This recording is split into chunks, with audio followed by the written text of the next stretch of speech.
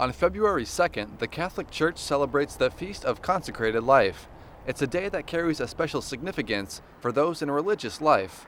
Sister Joanna Martin was born 28 years ago in Spain.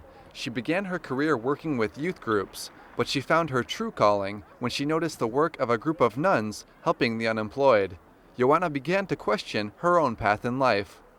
El que a mí se me estaba pidiendo una respuesta, ¿no? God was asking for a bigger commitment from me, and I try to avoid it at times because they are commitments that affect your entire life. It's a calling that asks you to give everything you are, all that you have, and give it to He who gave it to you.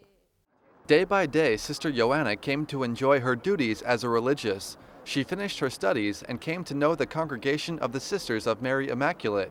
She began to work with them to help troubled families and women that were victims of abuse. It was a lifestyle that she wasn't exactly planning on. Quizá ya tenías, pues, I was expecting a job and a family, but there was always something else calling for more.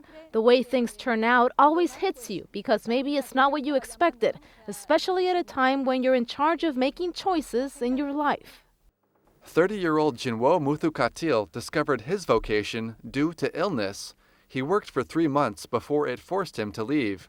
He spent the next year recovering at home, causing something of a life crisis until finding support with his own religious group. I was in a place where not many Catholics. It was a Hindu populated area. So the church was so far from where I was living, and I could not go to the church very regularly. And those who went to the church on Sundays or occasionally, I saw their faith and I was really moved by it. Members of the Society of Mary are known as Marianists. Jinwo was drawn to them by their special devotion to the Virgin Mary. He also didn't mind changing cities to help them in their work.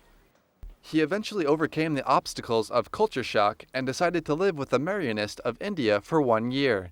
During that time, he found his own vocation. Surrounded by poverty, the idea of being a missionary encouraged him to continue his studies and become a priest.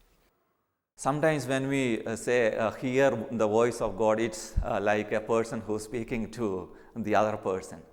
For me, it is not in that way.